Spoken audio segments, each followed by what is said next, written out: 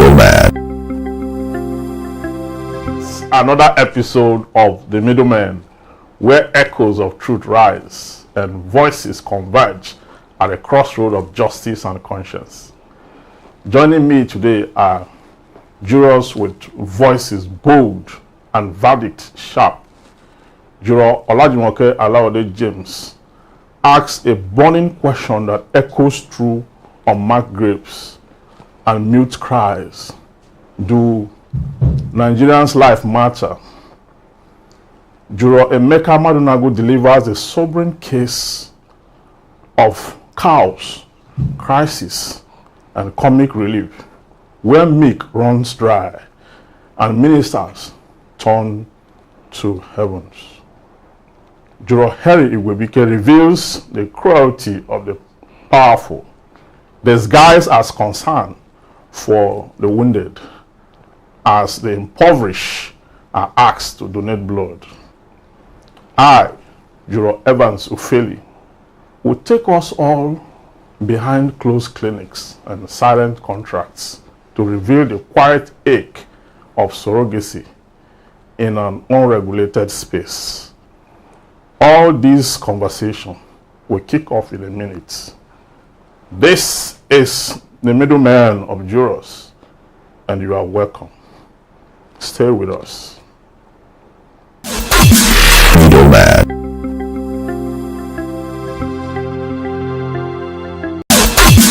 Middleman.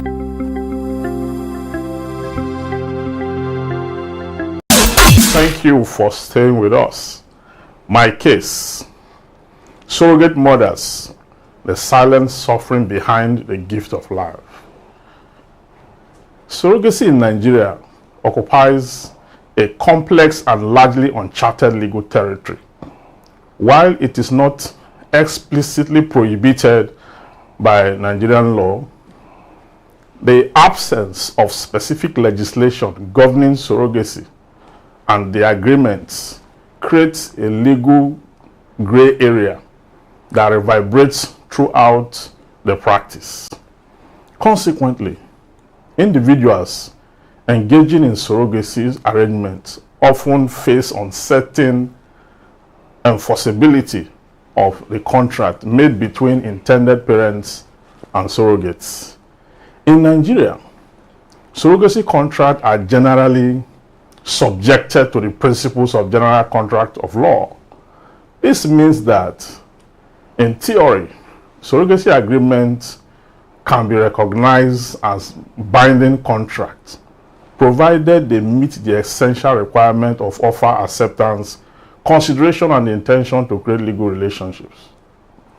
However, the reality is far more intricate due to the interplay of cultural, ethical, and public policy consideration that Nigerian courts may invoke when examining such agreements.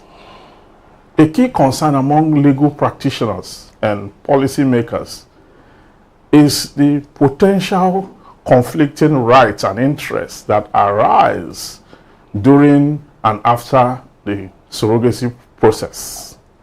For instance, when disputes occur, such as a surrogate reluctance to relinquish the child post-birth, courts may face difficult decisions that hinge not only on the contractual term but also on ethical implication and the welfare of the child.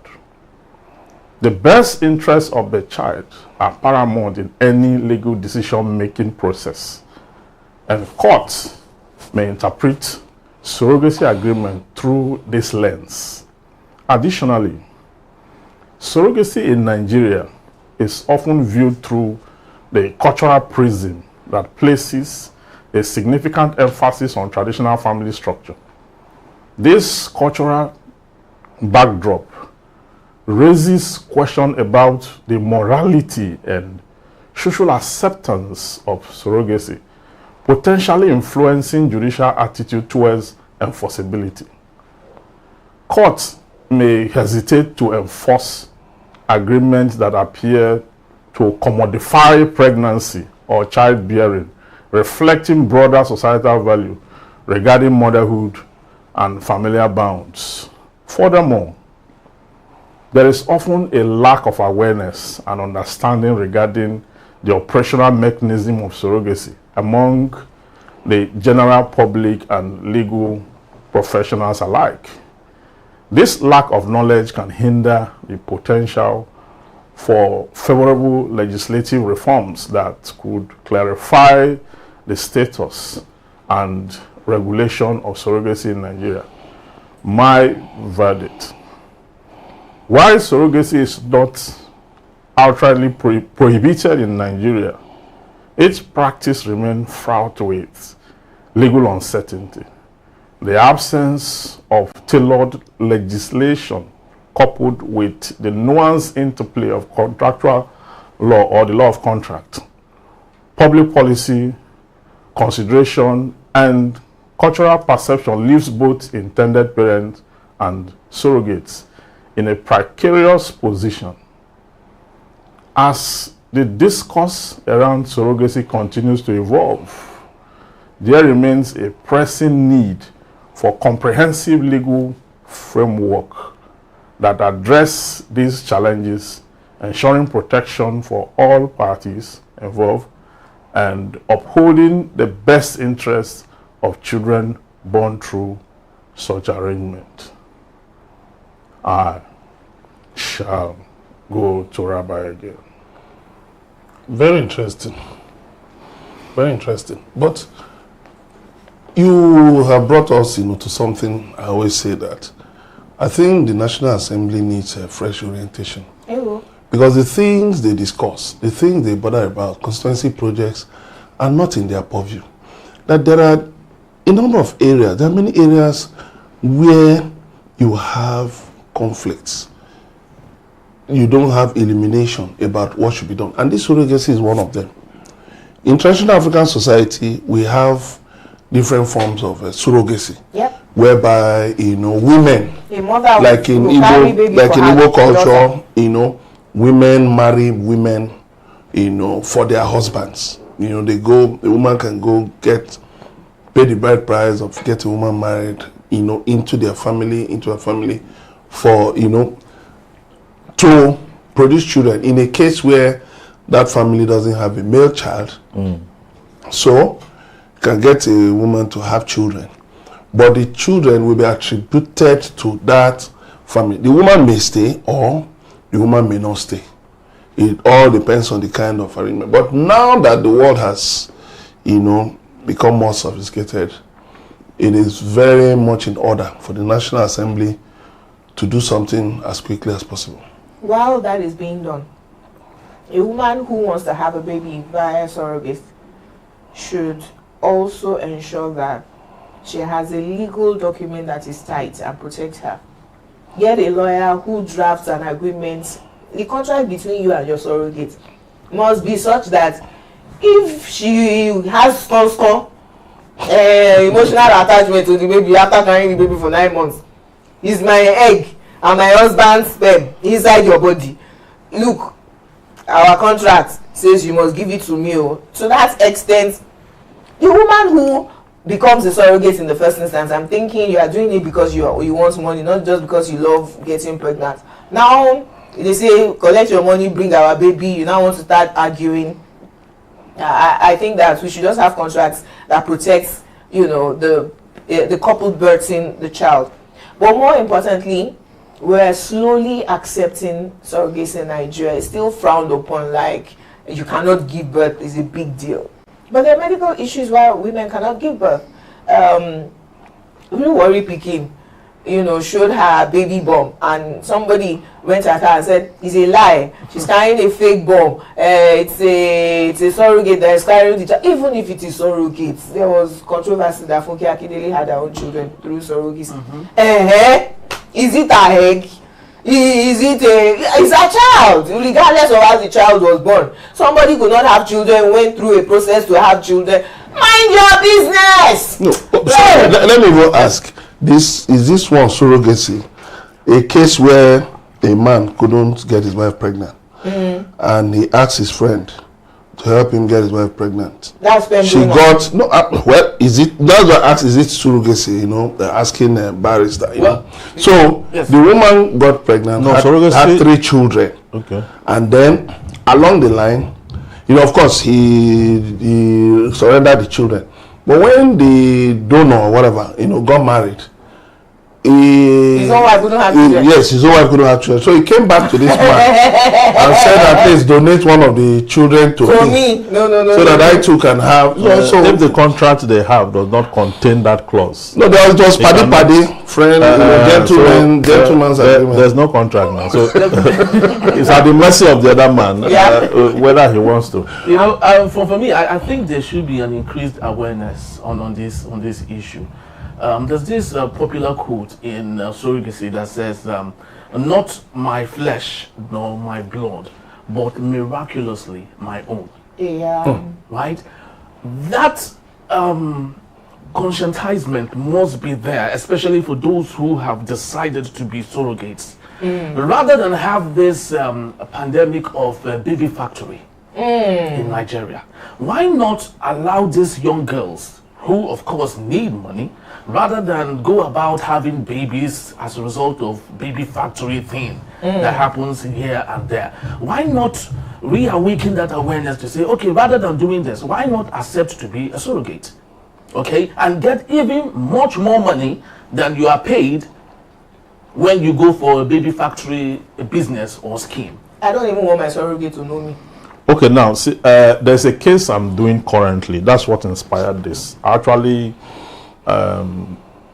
delivered an interview somewhere and I was asking David yesterday, what do I talk on today? So I should talk on the same issue. I said, fine. Even though it's not topical, it's topical, all the same. It is, though. Yeah. There are a lot of reasons why women opt for that option. I've seen a woman who had 4 miscarriages. They say she has a heat in her womb that she cannot actually hold the baby for that long. She will lose it no matter what. That's the medical condition. So are you now saying that that particular woman shouldn't have children? You can't say that. There are women who wants to keep their tummy flat, who are models. No, I'm just telling you that conditions. Who are models. They don't want wrinkles. They want their tummy flat forever, according to them. They opt for those options. They have the money. Yes. So now. All our children via surrogacy. No, the first one. She gave birth to the first one. It's the twins. The last one now. And the twin used. She's old now. She's not going to be carrying pregnancy at 40. Yeah, at that age, it's not even advisable. It's high risk. So now this issue of surrogacy, this particular lady, I'm doing her case. Before she woke up, because after delivery is such a labor. I mean, that's why it's called labor. Yeah. So before she woke up, the children had been taken away, because that's the agreement. But she wasn't told that she was going to be carrying triplets.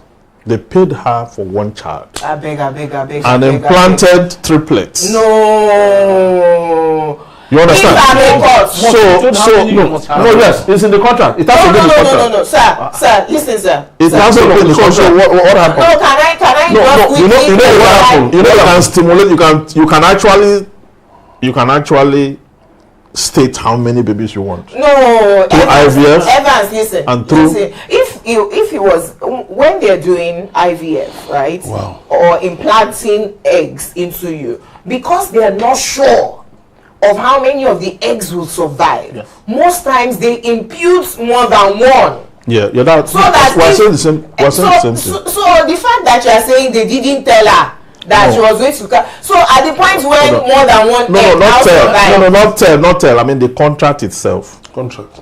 It's a contract I'm using to work on the case. Do you understand? No, but I'm saying that your contract, you cannot say how many eggs will survive. No, it's spelled out in the contract. But that's what she's claiming. It's spelled out in the contract. That's what she's claiming. And the doctor that I interviewed, told me clearly, because I was of this view formally, that this thing is assisted pregnancy. Yes. Okay. Yes. And there's no federal law on it. Yes. As we speak, there's a bill in the National Assembly now, But the only thing close to it is the Lagos State Assisted Pregnancy Technology Law, which is on vitro, that's IVF, in vitro and all that, that's IVF. But on this particular one, on surrogacy, he told me that the doctor can determine how many babies, that the technology is there, available. Because it's not a case you just went to file. We had to do research and all that. So when I read the contract made a specific expression that is about a child. So there was a breach of contract along the line because she had to carry 3 and they paid her for the cost of 1. Okay. So because the exploitation is that these girls need money, they are from very poor background, they have no education most of the time and all that. So they are just a container for that purpose. Okay. So apart from that one, there was also medical negligence, because when they did the CS, there were complications that arose from that. So all those cases put together, I'm saying that if we have a legislation, for example, on surrogacy, it will state out not just the process, but the management of the process, what amounts to infraction, what is not infraction, the number of babies, all these things would have been taken care of by law. And so we will not need to be saying there's infraction, there's no infraction. The doctor may not be able to tell how many children are coming or how many eggs are fertilized and the rest of that. If you have legislation, so that takes care of. I'm not a lawyer, but I'm saying that in lieu of legislation, the fact that most times with IVF you are unable to tell, you are just a bone, an ovum to carry the pregnancy, be it 1 or 6. What you ought to ask is, the fact that you probably be implanting more than 1 egg, what if we have multiple births in this pregnancy? So if it is 1, is this amount? If it is 2, is this amount? The surrogate at the point of being implanted should have said that she has a case. This is me talking as a layman, not a lawyer, about the medical negligence. They ought to have taken care of her properly. And if there was any damage to her womb or her body or anything, there ought to be compensation. But that she carried 1 pregnancy and there were 3 children and she did not ask for multiple payments if she delivered multiple children, that one is not our business. Well, equity will not allow that, because he that comes to equity must come with clean hands. Yes. And equity aids the vigilant, not the indolent. Equity see has done that which ought to be done. You understand? So for contracts, you see, little errors, little mistake can lead to misrepresentation on that contract. And once there's misrepresentation, the adverse party will ask for specific performance or will ask that the contract be rescinded. You understand? So there must be no deceit. There must be full disclosure. There must be, those are elements of contract. And if you don't have it, it will be contested. So let the court decide in this case. Very well. So in this case, I would love to believe as the court please. The lady is asking for more funds, isn't it? Not asking that. She's not asking for more funds. She's asking that she be restored to the position where she was, like, health-wise. Oh, okay. Before this thing, she undertook this process. Okay. And she's not asking for damages for medical negligence. She's not asking for give me back some and take some. No. She has said it herself that the children are not hers. Fine. That she has a child before that time, that she wants to be healthy to take care of her own child, biological child. That's okay. Okay, let the court decide. Hopefully she gets what she's praying for. As the court please. Very well. So we shall go on a quick break, and when we return, Juror Emeka Madunagu will be here to present his case titled Looming Milk Shortage and Praying Minister. This is still the Middlemen. Don't go anywhere.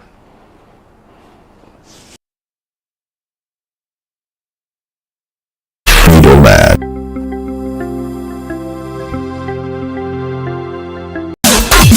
Middleman.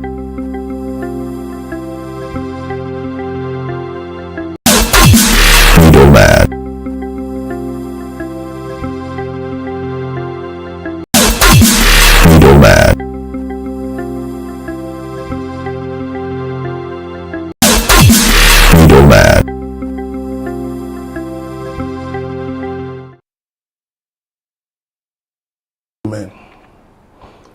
My case, looming milk shortage and praying minister.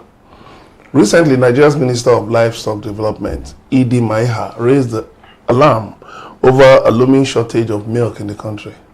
He said Nigerians were consuming more milk than we're producing. Can you believe that?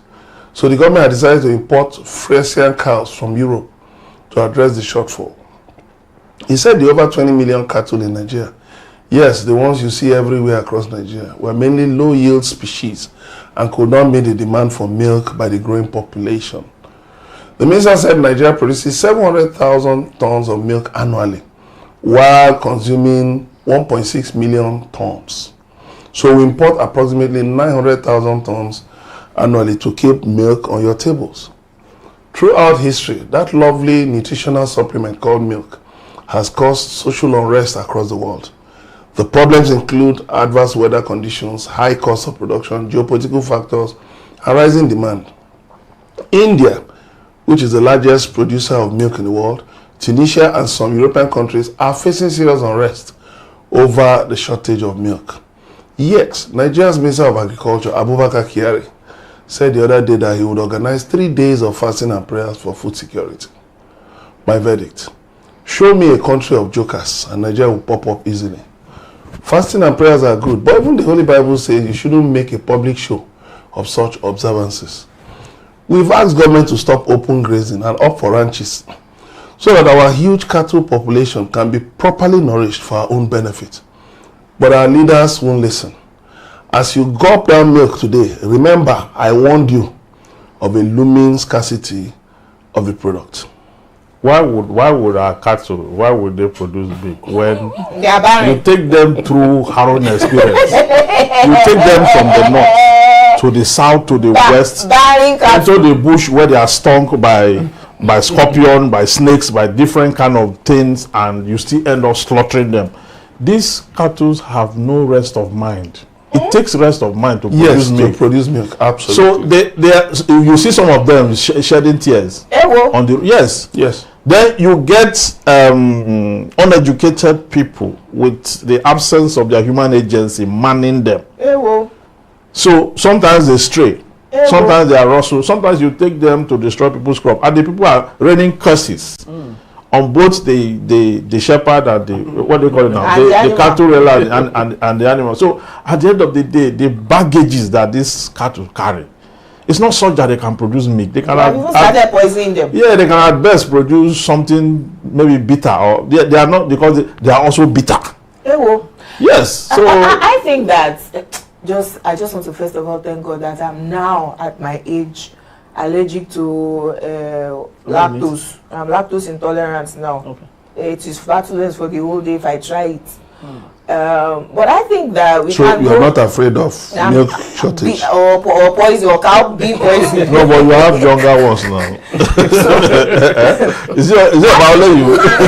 I'm talking about myself. So I've been taken out of the statistics of people consuming the bracket, milk. But again, I think that we should also focus on healthier forms of milk, plant-based. Soya milk, coconut milk. Outside of this one that gives us flatulence. But again, ranching, right? That's which the way will to go. solve a lot of our problems. Sorry, this imports, how are they going to bring them in? Is it through ship? No, they've already even brought a company, a Nigerian company has brought in some. Through ship? Yes, through ship, yes. They put them in special. So you have to feed them through. Yes, you have to feed them, but they put them in about 1 month or 3 weeks. Yeah, maybe 50 days or so, which is more than 1 month. So, but okay, maybe coming from Europe, maybe the Netherlands, they will have to go, either through the Suez Canal or the other way. Will they survive Nigerian weather? That's another matter. That is the other thing. Instead of us to find a way to maybe get a hybrid of cows, we're bringing, and even in Europe currently farmers are protesting. They've even blocked roads because are they going to be of adverse weather conditions affecting their cows. Are they going to ranch them? No, they'll ranch them. It's a private company, but the Nigerian government is also getting what they say over the next 5 years. They want, but you know how Nigerian government things are. No, but President Tinubu went to Benue and said, give me ranches. You know they were to import. You know where to import grass. I would be wanted. God bless you. He tried though. Yeah, we were importing grass and exporting yam. And both of them failed because the yam was returned to us. Yes, we got rotting on the way. And then Ghana now got the right way of packaging yams. Yes. They come to Nigeria, they take the yams in to Ghana, cultivate them, package them well, and export. And the right Ghana yam. I think I'd love to speak to the issue of the praying and the fasting. The ministry, of course, they have refuted that thing. They said actually that prayer and fasting was not for food security. That it was as a result of the dying rate of the first land cow. No. In the Ministry of Agriculture, that the directors were dying. They just wake up 1 week, one will die. Okay. Yes. So as a result of that, the Human Resource Department now organized praying and fasting. You see the causes that Evans just mentioned that were causing the cow and the rearers. It's the directors in the agency that are now dying. How come it's only the ministry? Are going in the wrong direction. How come it's only the ministry that directors are dying? The rearers are not dying. Please, so it is not for food security. It was actually meant for God to help. Why not just send the directors to hospital? Let them go on vacation. Or go and do medical. But wait, are they that busy? Are they that busy? Really? I'm not that busy because I know ministries that work day and night. They are not dying. These ones are not busy now. You know, when you call Shango and Amadioha because they have invaded. I mean, one of my friends, his farm in Port Harcourt was invaded yesterday. He put it in on Facebook. So if he calls Shango now, is that the director in and so you just find out that this, you know, is so sad that these people don't have scientific solutions.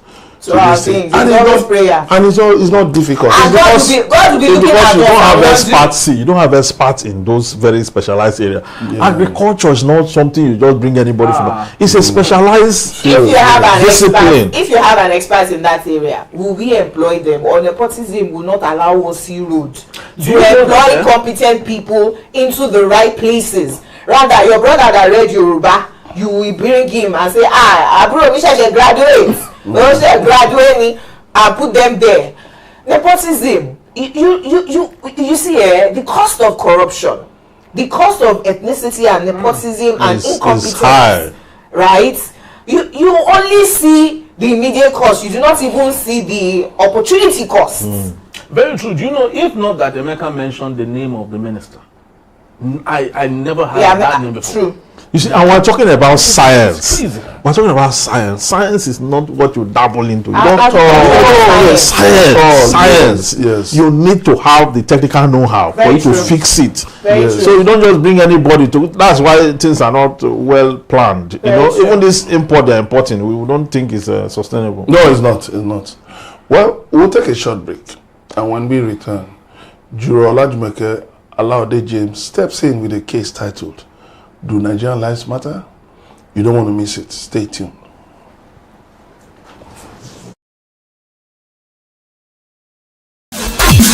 Middlemen.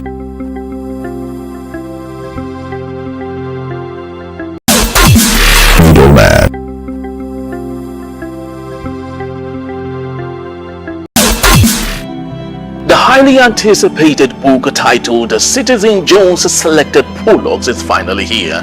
This explosive new book takes you on a journey through the finest writing of the ace journalist and broadcaster that will leave you inspired and informed. The Citizen Jones Selected Prologues of Volume 1 now available.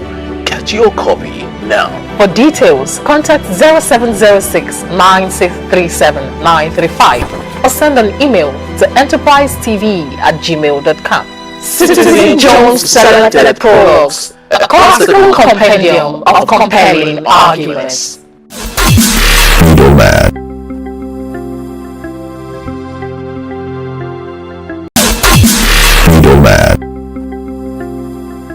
Welcome back. It's still the Middlemen, and my case is, do Nigerian lives matter? Over 200 persons were killed in Benue overnight last weekend. By Sunday, the Pope had prayed for them during Mass. President Tinubu had not found his voice at that time. When he eventually did, he called it clashes and asked the governor to reconcile warring sides. How do you reconcile citizens with terrorists who come in the dead of the night to massacre women and children? But during Chibok girls' abductions, President Tinubu called out President Jonathan, asking him to resign. But he couldn't even make it to Yele Tower because of bad roads and bad weather. If the children killed were his biological children, wouldn't he find any way to go seek justice for them? I know he didn't really make any campaign promises aside from saying he wants to dance, but he sought citizens' votes to lead the government and the primary role of any government, the security of lives and property. President Tinubu went to Benue to politic, while families of the dead are still grieving. Infrastructure, health, education, and a great economy are secondary to the human right to life. I mean, people even advocate for animal rights. But here, 200 humans are massacred and the government, rather than find the perpetrators, hosted a banquet. Do Nigerian lives matter? When the Air India plane crashed within the same week, President Tinubu was quick to commiserate with India. Do the Indian lives matter more than those of the people he leads? Here's my verdict. Every Nigerian life matters. Governors and presidents should not be throwing up their arms in defeat and presiding over the unjust killings of Nigerians anywhere in the world. Talk less of right under their noses. Fish out the killers, serve justice, and ensure the killings stop right now. If you cannot do that, then all of them should resign and allow people who can into government. Again, Nigerian lives matter. Yeah, this is actually the biggest story this week, you know, in the media space. And it's one that actually have shown that it's like these people are coming for all of us. And I don't see Nigerian government rescuing us from this problem. The government is supposed to be our shield because we are left with nothing. We have given them our allegiance. If we had known that they will not be able to protect us, perhaps we would have kept our allegiance, or maybe give it to maybe animals, or maybe any force or organization that can protect us, because this is crazy. Now, people were killed in their sleep. Okay, butchered and burned. These guys came with explosive, petrol, and the rest of that, raised down a whole village. I don't think the people, I think someone said that the people that were killed were more than those who escaped. It's a very pathetic situation. One man lost 20 family members. 20 family members. A man lost a silo of rice. That worth 25 million. And his brother. Yes, that worth 25 million naira. Okay. So if this government is serious, you have a state like Benue State. If you're to be in a civilized country where you have a state as a food basket of the nation, country, you know that state is strategic to the economic advancement of that country. Very true. You will use your last blood to protect it. It's like attacking Texas the US. You will use your last blood to protect it. But here, what do you see? The president even couldn't go. The president, not only that he couldn't go, when he got to where he went, he was blabbing, he was talking politics, what he shouldn't be saying. They don't like him, they hate him. Yes, they hate him, but he's here. You know, he's playing politics with the lives of citizens. People just lost their lives. You are talking politics there. So what it means is that these people don't have any vintage of love whatsoever. True. And the earlier we know this, the better. Okay? Because these people, when they came in, which of the roads did they pass? It's not the same road that we all plan. Very true. Where you have checkpoints and all that. So what happened to the checkpoints? What happened to, how did they move all those equipment that they used to attack these people? They said they even attacked the police station close by first. Yes, they first of all attacked the police and then went into the city and then started killing people. But when they were saying that government is complicit, they said that they normally would gather in Nasarawa or neighboring states. Yes. So if we here now start talking about we are going to protest tomorrow, they will find us. Yes. But how they are, they arrested people in Benue. They still, you see, let me tell you, the governor of the state is first of all a disaster. We don't know where his loyalty lies. He's a disaster. And let me tell you, it has come to a point that any cleric that runs for office, I will personally campaign against him. They should sit in their churches. They should sit in their religious organizations and face their congregations. Yeah. Very true. Because they lack, generally, many of them lack empathy. They behave like emperors in their churches. Yeah. They don't listen to anybody because they believe they are above accountability. So how do you put such people into power? There will be disaster. And so that is what you are saying. But sadly, if I go back in history, in the Third Republic, the governor of Benue State was one Reverend Father to Adasu. Moses Adasu said the government house will be converted to a hospital. Because he said there was no need for that government house. So when you put both of them side by side, you just feel sad. You wonder which God Reverend Aya is. I mean, so you just wonder. And then the other thing is this. Benue has the highest number of civil servants in Nigeria. He has the highest because each governor that passed through Benue recruited his own. So I think they have over 33,000 civil servants.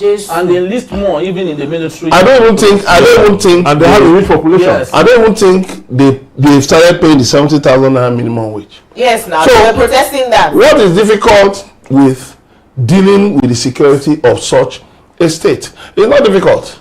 Because why? You see, the thing about statecraft, which I've come to learn, is that you need to be somewhat cunning to be able to deal with certain issues. Yes, we know that there are people who are, putting pressure on government one way or the other, not to deal with this Fulani herdsmen. But you see, you cannot look.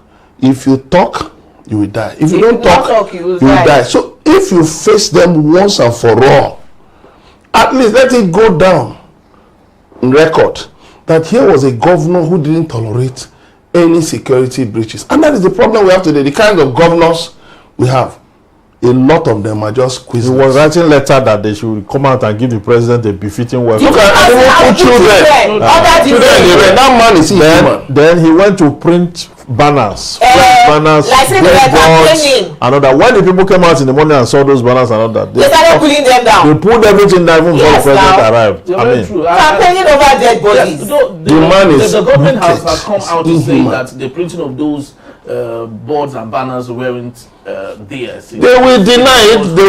Let them release the people. If it is an organization, wrong timing, you will tell them, "Oga, please stop." A big organization that is running the state. Optics. It's lying. Perception. If somebody is paying to do it, you say, "Sir, it's lying." We are mourning our children, our mothers, our wives. I have said it before that Governor Alia, if he cannot act as a governor, he should resign. He should act like a priest. If he cannot act like a priest, I cannot accept that he should act as none. He must act as one. Even in the Holy Writ, when Jesus, who represents Christianity, when he saw blind people, when he saw the lame people, was moved by compassion. Very true. This one have no compassion. So is he an epitome of a misrepresentation of Christianity? Very true, sir. Or what exactly is he? Where does his loyalty lie? Does it lie in the people who gave him the mandate or in the presidency? Very true. It's actually very, very sad. When the Archbishop of Makurdi visited Yelwata, after going through everything in himself, he actually said that there is something in the offing right now stopping Catholic priests from participating in politics. Very good. It is very necessary. Because Alia has proven that this is not their place. There is disaster in power. This is not their place. It's not their calling. Their parishes. That's it. And do the spiritual work that they vowed to do.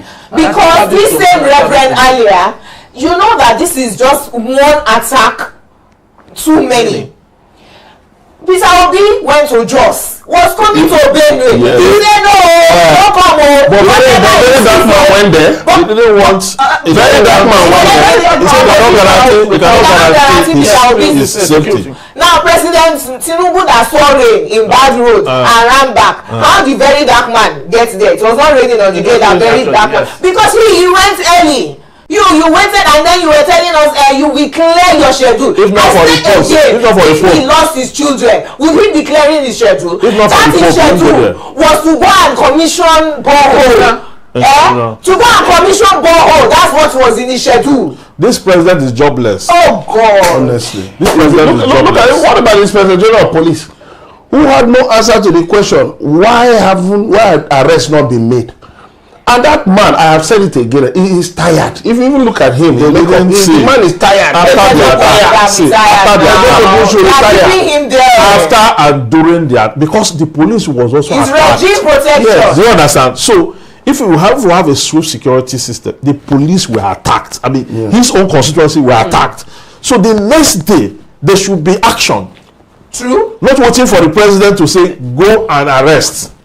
He should have arrested so many people already. I think the IG is about regime protection. You know, every president but it also shows he doesn't understand how to do regime protection and also save your job. Look at the Ejirika. He was chief of army staff, General Zubike Ejirika, and he knew it was getting to time to retire. And he said, look, a man dies only once. This Boko Haram, I will deal with them. I will leave an imprint. And he did that. And he dealt with them, even though, a prominent Northern politician, they framed him up to remove it. Because Jonathan actually, I know, would have extended his tenure. But they now said, he's killing their brothers and all of that. That was genocide. Even including some elders in Benue State. Yeah, I don't want to mention one of them. He's dead now. Really? Yes. They even reported him at the ICC on genocide. They said that that movie attack, wherein he went and leveled the whole their hideout, the Boko Haram hideout. They said the people we killed were village, was a community, including an elder. They went to the ICC. Some politicians in Benue State. Yes, that was the man that was to finish Boko Haram completely. They would have ended white Boko Haram. They were on the verge of doing that. Can I remind you why a lot of people say that the insurgency being experienced in Nigeria is government sponsored? Remember, right, when I just forgot my thoughts. I absolutely forgot my thoughts. I was going to mention something that happened very recently with insurgency in Nigeria. When I remember, is it where they said the military, escorted some cows? Even in Benin. The minister escorted cows. Yes, escorted cows. Even in Plateau, the military were accused of escorting cows. I wanted to give examples of the Air Force lady who was bombarding. That was vigilante. And they said our colleague reversed into her. Yes. Then also it was out. I was trying to remember where every northern leader they were saying they killed our hunters in Uromi. Governor of Edo State went to the north to go and apologize to them. Okay, now they have killed 200 people. These are not 11 people though. 200 innocent people. The man is emotional and where are all the northern elders to condemn this killing now? Atiku condemned it. Atiku Abubakar came I'm talking about the outcry that we got during the Uromi attacks. Uromi people had been constantly attacked. They now formed vigilante to protect themselves. When they now suspected these people and said, who are you? And one of them stabbed them and then they now killed them. 11 people. I'm saying the outcry globally. Northerners who were shouting everywhere, innocent hunters, they were going home to Osala, this, that. Where is that? All of those people now, where are they crying about 200 lives? They were not. Hypocrisy. I guess the Eastern Security Network should be applied to every of this region. No, just that those guys in the ESN, they forgot their calling. They would never go close. Every Nigerian life matters, and we have to continually call out the government. I'm even personally saying that if they cannot do anything, they should just resign. President Tinubu asked President Jonathan to resign. If he cannot keep Nigerians safe, he ought to now resign. That is what you preach. Yes. That's all. Yes. And the conversation will not end there. When we come back, Juror Henry Igwebike will be right here after this break with a thought-provoking question titled, whose blood should be donated Just stay with us. We'll be right back.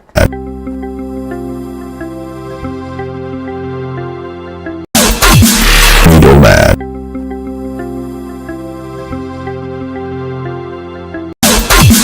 Middlemen.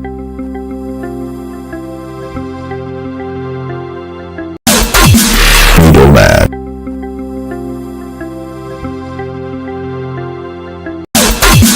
Middlemen.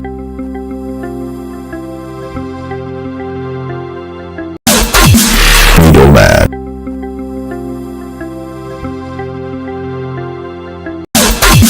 Middlemen.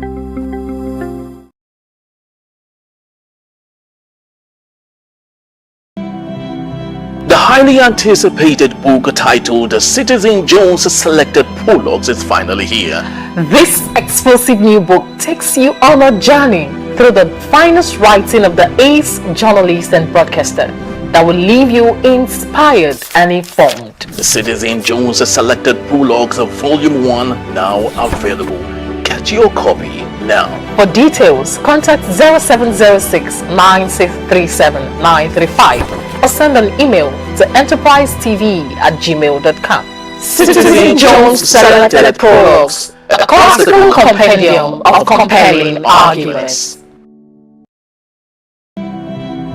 The highly anticipated book titled Citizen Jones Selected Prologues is finally here. This exclusive new book takes you on a journey through the finest writing of the ace journalist and broadcaster that will leave you inspired and informed. The Citizen Jones Selected Prologues of Volume 1 now available. Get your copy now. For details, contact 0706 9637 935 or send an email to enterprisetv@gmail.com. Citizen Jones Selected Prologues, a classical compendium of compelling arguments. The highly anticipated book titled Citizen Jones Selected Prologues is finally here. This exclusive new book takes you on a journey through the finest writing of the ace journalist and broadcaster that will leave you inspired and informed. The Citizen Jones Selected Prologues of Volume 1 now available. Get your copy now. For details, contact 0706 9637 935 or send an email to enterprisetv@gmail.com. Citizen Jones Selected Prologues, a classical compendium of compelling arguments. The highly anticipated book titled Citizen Jones Selected Prologues is finally here. This exclusive new book takes you on a journey through the finest writing of the ace journalist and broadcaster that will leave you inspired and informed. The Citizen Jones Selected Prologues of Volume 1 now available. Get your copy now. For details, contact 0706 9637 935 or send an email to enterprisetv@gmail.com. Citizen Jones Selected Prologues, a classical compendium of compelling arguments. The highly anticipated book titled Citizen Jones Selected Prologues is finally here. This exclusive new book takes you on a journey through the finest writing of the ace journalist and broadcaster that will leave you inspired and informed. The Citizen Jones Selected Prologues of Volume 1 now available. Get your copy now. For details, contact 0706 9637 935 or send an email to enterprisetv@gmail.com. Citizen Jones Selected Prologues, a classical compendium of compelling arguments. Middlemen.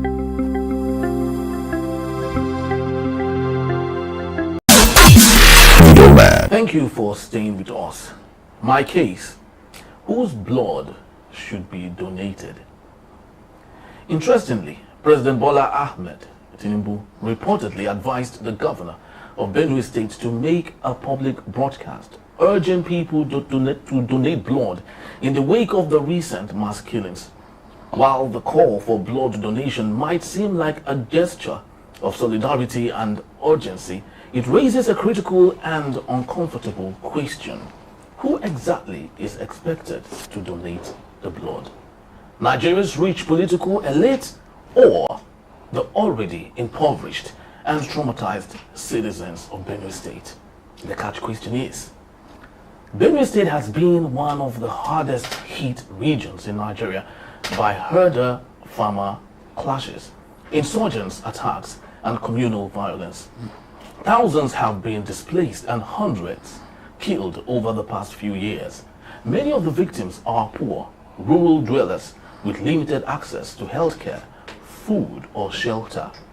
In such conditions, expecting them to provide blood, often without medical screening, nutrition, or incentives, is both ethnically troubling and medically unsound. Moreover, President Bola Ahmed Tinubu and the federal government have yet to provide adequate federal response or justice to the victims of the Benue massacre. The call for all blood donation without first securing accountability, relief, and medical infrastructure rings hollow. My verdict: if blood must be donated, it should begin with those in power, the affluent, political class, well-fed and well-protected. Yes, until then, such appeals feel like a deflection of responsibility, asking the wounded to heal themselves while the architects of their pain remain untouched. The presidency needs to donate all the blood they've been consuming from the billions of naira they use for feeding every year. They need to go and donate blood though. And then what are they donating the blood for? The dead people or the injured? Did you see the picture of that woman? That woman, yeah, that's an award-winning picture. Yes, so whoever captured it, guess what? It was government aid that captured it. Trying to promote that. No. That woman, she just sat down like. It's an award-winning. It's an award-winning picture because it depicts exactly how Nigerians are unlooking the show of shame that they think that they are coming to commiserate with people who have lost life. How do you? There was one woman that they said lost 5 children. She couldn't even cry because what does she want to begin? 5 pregnancies, 5 human beings. And you don't know if she lost any in between. You're not asking them to donate blood. Maybe we will go to Cameroon, Chad, Niger, our brothers. No, that's politics that this man is playing again. Yeah, there are blood banks. There are blood banks where you can buy blood, but this man has to play politics. Doesn't matter whether it doesn't matter whether people are alive or not. All he must do is politics. That's why he's making that kind of statement. He knows exactly what to say. The people in the medical field know what to do. In the case under reference. You are not asking people, the blood is meant for who? You are asking people who have not eaten to donate blood. You are asking people who are full of anxiety and trepidation and apprehension to donate blood. You donate blood under you don't donate blood under trauma. You will lose your own life donating that blood. Very true. You donate blood when you are under certain kind of conditions. So I wonder how the international community will be looking at us. Yes, with this kind of careless statement. You know, but Nigeria deserves the kind of president she gets. Yes, so yeah. Because by the time this grab it and run with it came into power, they snatch it, grab it, and run with it. All of us were watching. We're waiting for a Messiah. They were saying, if only Peter Obi has spoken and said what? So that they can arrest him and charge him for treason. What were we? All the other. Peter Obi said he should go to Niger State too. That Benue is not enough. That should not just listen to Benue. Should go to Niger. You know that the Benue itself is because 2 days, a day after the Pope. Yes, he went there for the optics, not for anything. Is he going to it was bad optics that a foreigner far away in Italy is praying for your people. And you are carrying a dagger the Pope, to be doing banquet. The Pope was there. It's not about optics. You now go in bad weather and say, Benue is flooded. Who is in charge of the federal road that is flooded? And then go back to according to that. He's checking the kilometers on Lagos Calabar Coastal. You know the minister. You know the Pope know Benue. Yes, that he was here. He was when there he was doing his field work. Yes, so he could feel understand the terrain. So he knows Benue more than the president decided over Nigeria. Yes, that's what it means. Because he spoke first. The president would have gone to that place. Has Tinubu been to any disaster? No. He flew in his Cadillac to Benue. Borno, pardon me. You remember, Borno is under siege. Governor Zulum has said it over and over again that he's lost about 64 communities to terrorists. We know that it's what they call that, their Fulanization, where they go into those towns, wipe away the people there, jihad, God bless you, and drop their own flag. They now own the town.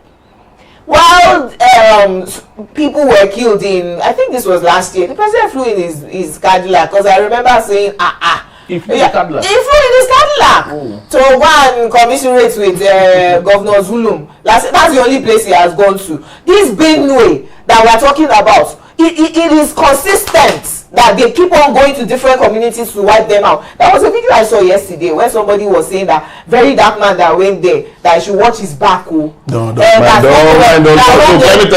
mind those ones. If you pick such people now, you will see they're just cowards. I saw the video, I was just laughing. If you pick that one now and just sit him down, or you repeat what you are saying, you see him shivering. They're just... No, but the point I wanted to make out of that video is that they know what they are doing. Right? And the government with intelligence, there's somebody who's from Benue State and he said that there's intelligence reports that when they gather in Nasarawa and they're sharing their guns, because it's not one person who goes into a town at 12 midnight, 10:45 p.m. and starts killing people. They have to gather themselves. And when they gather, they'll say to the people, they are coming, they'll call the policemen, we are coming, the police will never show up. Although this particular incident in Yellowater, they said that the police station close to the... They were the one that went to the police. They went to the police station first. So while those ones were distracted and under attack themselves, they now went into the village. Please remember that Yellowater is... The people were in an IDP camp, Catholic mission. So which is why the Pope will even get the information first. They were protecting the villagers. That's why somebody with a silos of 25 million naira, they are running away from insurgents themselves. So this is not the first time this will happen in Benue. If this president wanted to do anything about optics, all the time that it has been happening, they did not start constructing roads or repairing the roads that will lead to Yellowater. VDM could get there either by car, horse, motorbike. President that has private jets and we bought him another one. And all the security cannot reach there. He has a yacht to 5 billion naira. People said that he should have used since he should have gone through River Benue now. The Kogi governor not lock Natasha out of Kogi. Did she not fly over him?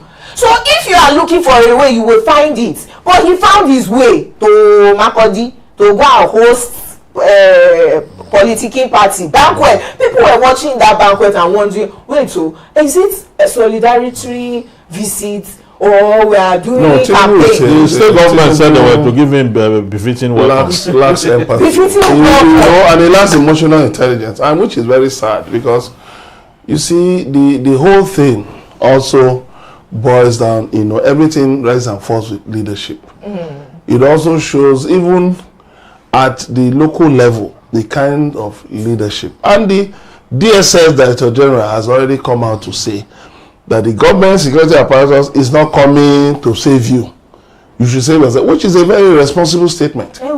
Because the government security apparatus is maintained with the taxes, with the money earned by the nation. But when you're not telling the people to go and mobilize money to protect themselves, then it is a lot I think what Governor Alia should do is to protect his people, arm his communities. Can he? Does he have the competence? It does not. I'm just saying that's what I think he should do. If I were in his shoe. He has boldly said that he goes against any reprisal attack. Against self-defense. Yes. No, I think that self-defense thing is just, it shows the man has not been, living in Nigeria. Definitely. You have a generator in your house. That's not self-defense against darkness. You send your children to private school. That's self-defense against illiteracy. You sink a borehole. Self-defense against lack of water. Right? And then you jump out from Nigeria. And close your... You jump out from Nigeria. Self-preservation. Self-preservation. So what are we saying? we've got past that level of saying no self-defense. The police acted on self-defense. But if he's against self-defense, what does he do with security votes?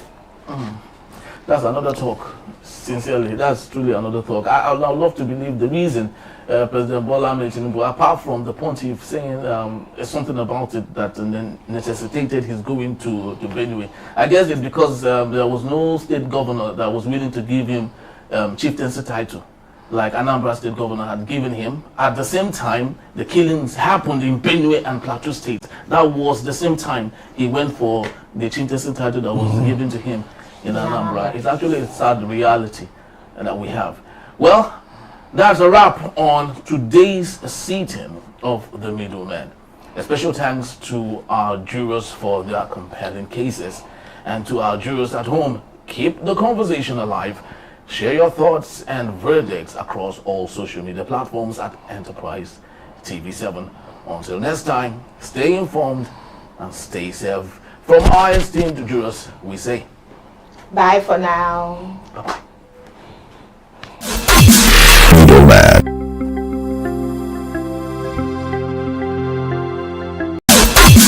Middleman.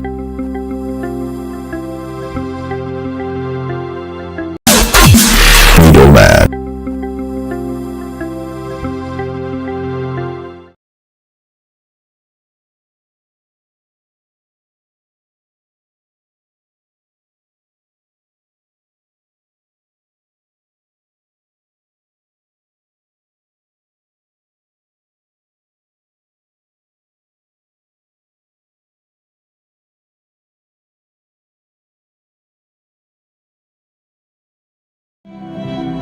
The highly anticipated book titled Citizen Jones Selected Prologues is finally here. This explosive new book takes you on a journey through the finest writing of the ace journalist and broadcaster that will leave you inspired and informed. The Citizen Jones Selected Prologues of Volume 1 now available. Get your copy now. For details, contact 0706 9637 935 or send an email to enterprisetv@gmail.com. Citizen Jones Selected Prologues, a classical compendium of compelling arguments. The highly anticipated